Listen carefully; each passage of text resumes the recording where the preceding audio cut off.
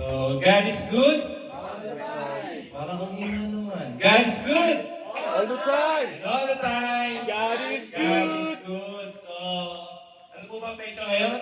Ngayon po ay February 16 na. 16. 16, February 16, 2024. So, tulin po ng panahon, no? Parang ano din, yung pagmamahal niya nun, masyadong matulin. Ha? Sa social media, makita nyo, daming mga nag-breaks up na mga artista, no? Kala nila, sila na yung pangmatagalan, pero hindi pala, no? So, ganun talaga. Minsan, kailangan natin masaktan para matuto tayo kung paano magmahal. Amen? So, tayo po ay naatasan ngayon sa araw nito upang mag-hahig po ng mixing Bible exhortation. Ako po ang inyong brother in Christ, Roel Narciso, no?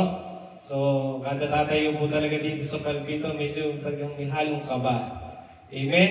By the presence of our Lord Jesus Christ, tayo po ay bibigyan niya ng knowledge, wisdom, lakas ng loob upang ihayag ang kanyang salita. Amen? So, bago po simulan ang ating exhortation, samahan niyo muna po sa mixing panalangin. Hallelujah, Father God. Lord, once again, Panginoon, Lord God, thank you, Father God, sa araw na ito. Bigyan niyo po, Panginoon, ng wisdom, knowledge, Panginoon, na magmumula sa iyo, Father God, upang maihayag ko ng maayos ang iyong salita sa umagang ito. Nawa, Panginoon, Lord God, ay aming matutunan at malakaran, Panginoon, ay iyong kaluwalhatian at iyong kalooban. Ito po ang panalangin sa pangalan ni Jesus. Amen. So bagang yun po ito, verse po na magagaling sa bagang ito ay sa verse John chapter 13, 34 to 35. Naku, wala palang Tagalog to. So, sa English po ay I give a new commandment, love one another. Yes, I have loved you. You must also love one another. By this, all people will know that you are my disciple, and you have love for one another. So, sa Tagalog po, kasi medyo malalim din po yung English niya, no? Sa Tagalog po, isang bagong utos ang sa inyo ibinigay ko, na kayo'y mag-ibigan sa isa't isa, na kung paano iniibig ko kayo, ay mag-ibigan naman kayo sa isa't isa. Verse 35, sa ganito, makikilala ng lahat ng mga tao na kayo ay aking mga alagad, at kung kayo'y may pag-ibig sa isa't isa. Amen. So ito pong verse na to ay makikita niyo po sa New Testament, sa John. Amen? Sa verse po nito, tinuturuan po tayo ng ating Panginoong Hesus na makitaan ang bawat isa sa atin kung paano natin iparamdam yung pag-ibig at pagmamahal sa bawat isa. So, kasi nasa Mitch ano ibibigay niyo kay Pastor Oscar? Tubig, kasi malaki siya. Kasi nga, tumakbo ka din sa loob ng kusina, bundok sa may rep, wala pa lang naman yung rep, sira pala yung rep natin. Wala pala, no? So, bigyan kay siya, anong bibigyan niyo? Bibigyan si Pastor Oscar ng tubig. Oh, kulburon. Di ba? Dapat, paano mo ipaparamdam kay Pastor Oscar yung pagmamahal at pag-ibig mo sa kanya? Amen? So, bibigyan mo siya ng tubig para yung kanyang sakit ay mawala. Amen? O, tapos, pagkapasok natin dito sa pintuan, sa iglesia, ano sinasabi ng bawat isa? Kamusta, brother? Kamusta araw mo? Pagpalang araw sa iyo. Di ba? Being a Christian, ganun tayo eh. Ganun tayo lumalakad. Ganun tayo namumuhay sa presensya ng Panginoon. Yung pagpapasundo, magte-text ka. Pagpalang umaga kapatid, pwede ba akong sabihin sa oras na ganito? Katulad yung ginagawa ni Brother J. Poy, kahapon, pinawagay niya ako. Sabi niya, Brad, kamusta? Ano balita? Pasundo ako sa kanya. Sabi sa ganito mo ako sunduin. Alas 10, dumating siya alas 11. Okay lang yun. No? Ganun talaga eh.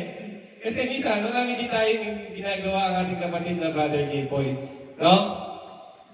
Tapos, kung paano tayo magpaalamanan sa bawat isa. Paano tayo magpapaalam sa bawat isa kapag tayo ay maghiwa-hiwalay na. Brad, maraming salamat. Diba? Sa susunod na ulit na Biyernes, kita-kita rin tayo. God bless you. No?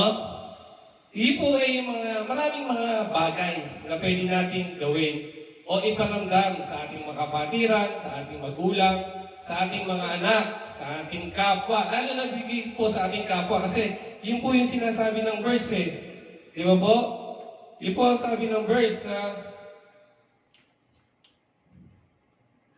ang sabi po doon, isang bagong utos ang ibinibigay ko sa inyo na ibigan kayo sa bawat isa na kung paano iniibig ko kayo ay mag-ibigan kayo sa isa't isa. Amen? So yun po yung pumaraan ng Panginoon na mag-iibigan tayo sa bawat isa. Magbigay tayo ng pagmamahalan. Magbigay tayo ng pagtutulungan sa bawat isa. Magbigay tayo ng pagpapalakasan, hindi pagmamataasan, hindi pagsisiraan, kundi pagmamahalan. Amen? Nagigets niyo po ba? Nakukuha niyo po ba yung salita ng Panginoon sa umagang ito? Amen. Ito pong mga ginagawa natin is a simple way of a life, being a true Christian. Na paano po natin ipadarama o ipararamdam ang pag-ibig at pagmamahal po natin sa bawat isa. Dahil bago pa man tayo nagkaroon ng pag-ibig at nagmahal, ang ating Panginoong Hesus ang unang nagbigay ng pag-ibig at pagmamahal sa atin. Amen? No? Hindi muna una kayo nagmahal, ang Panginoon. Siya ang unang nagmahal sa bawat isa. Dito po ay pinapakita ng ating Panginoong Hesus na siya ay isang maging halimbawa na kung paano makita sa ating ang pag-ibig at pagmamahal sa bawat isa. Amen? So, sana po yun lang po. No? Maraming salamat po sa inyong lahat sa maiksing aking Bible exhortation. No? At babasahin ko lang po yung verse sa John 15:10. If you keep my commandments, you shall be abide in my love. Even as I have kept my Father's commandment, and abide in His love. Amen. So, yun lamang po. Maraming salamat po sa inyong pakikinig. No? Sana po ay may natutunan po tayo sa umagang ito na paano yung pinaranas o paano makikita sa bawat isa sa atin kung paano tayo magkaroon ng pag-ibig at pagmamahal sa ating kapwa. No? Gawin natin isang halimbawa ang ating Panginoon kung paano niya pinadarama ang pagmamahal at pag-ibig natin sa bawat isa. Amen. So, samahan niyo po sa mixing panalangin. Hallelujah, Father God. Lord, Father God, salamat po, Panginoon, sa inyong salita, Panginoon, Lord God. Salamat po, Panginoon, na kayo ay isang maging halimbawa namin, Panginoon, kung paano namin, Panginoon, ipararamdam ang inyong pag-ibig namin sa aming kapwa, sa aming magulang, sa aming mga asawa, mga anak, kapatid, mga relatives, Panginoon, at ganoon din po sa aming mga kapwa, Panginoon, Lord God. Lord, patuloy ka po, Panginoon, na maghari sa aming buhay, Panginoon, at ang malakaran, Panginoon, ng iyong salita, Panginoon, upang ikaw ay aming bigyan ng karangalan, pupurihan sa araw na ito, Father God. Lord, nawa po kami, Panginoon, ay lalabas, Panginoon, sa bahay pa ng bahang ito, Panginoon. Dala-dala po, Panginoon, ang iyong presensya, ang iyong pag-ibig, ang iyong pagmamahal na ibinigay mo sa amin. At bukas palad mo, Panginoon, na lagi mong ipagkakalob at ibibigay na walang bayad, Panginoon. Maraming salamat po, Panginoon. Sa inyo lamang po namin binabalik ng mataas na papuri, no? Ipasasalamat at pagsamba sa nag-iisang bugtong ng anak, ng aming tagapagligtas na si Kristo. Ito po ang aking panalangin sa pangalan ni Jesus. Amen.